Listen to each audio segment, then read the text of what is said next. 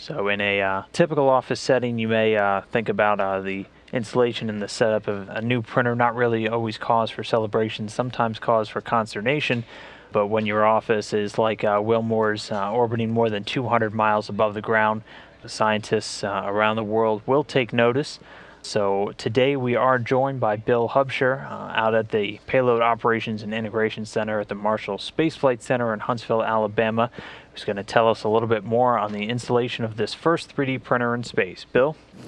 Thanks a lot, Dan. As we go about science activities on the space station, as you mentioned, there's very little that we can call routine. There are many challenges about living and working in space, including when a part or a tool is broken or simply is not working correctly, and the spare part is 200 miles away here on the surface of the Earth. Well, explorers traveling Mars or traveling to Mars or to asteroids will face these same challenges, but they won't be able to get any supplies from a supply ship. The station, as you mentioned, is the ideal laboratory to test these technologies to help us live and work off the Earth. Well, this morning on the space station, Commander Butch Wilmore is installing a brand new device that, once installed, could change the way we handle fixing problems in space, a brand new 3D printer.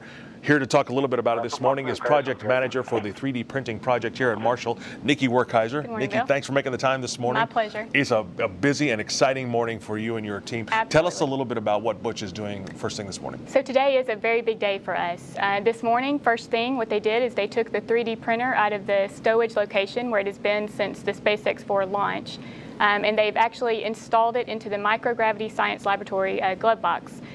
There, it's really important. Obviously, we're getting all the electronics hooked up, making sure everything's functional, testing the commanding. Also, actually, the printer has two windows, and we're placing the MSG cameras very closely to those windows so we can monitor the actual extrusion process as the prints and the layers are being deposited. We'll be able to see that in detail.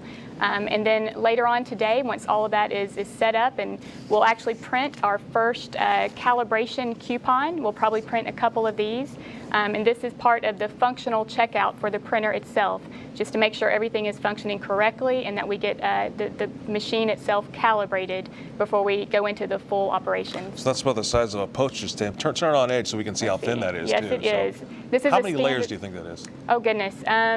Probably about 25 or 30. Wow. And this is a standard kind of calibration coupon that we would use on the ground as well.